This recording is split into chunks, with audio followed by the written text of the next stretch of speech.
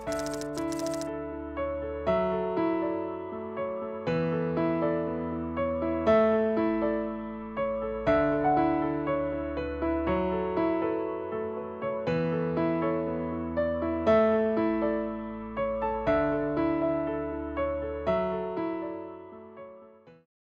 শিক্ষার্থীবৃন্দ, এবার আমরা দেখব যে a square plus b square এর জ্যামিতি ব্যাখ্যা কি।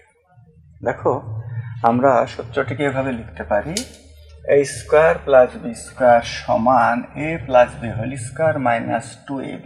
তো এটি কিভাবে আসে, এসো এখন আমরা সেইটি দেখি। এই চিত্রে একটি ক্ষেত্র আছে যার দৈর্ঘ্য a প্লাস b এবং এইখান থেকে এইখান পর্যন্ত a এবং এইটুকু হচ্ছে b।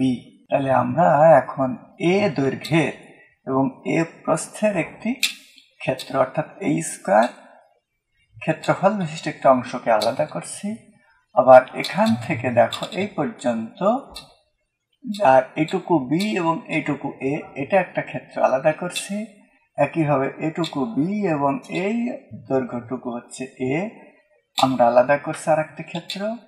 আর বাকি থাকছে এইটুকু b এবং এইটুকু b অর্থাৎ b স্কয়ার অপর।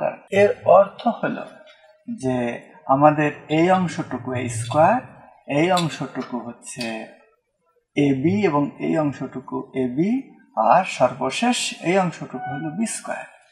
তো আমরা বলছি যে যেহেতু এইটুকু a এবং এইটুকু b, এইটুকু a আর এই অংশটুকু b, তাহলে সম্পূর্ণ ক্ষেত্রটির ক্ষেত্রফল a plus b whole square.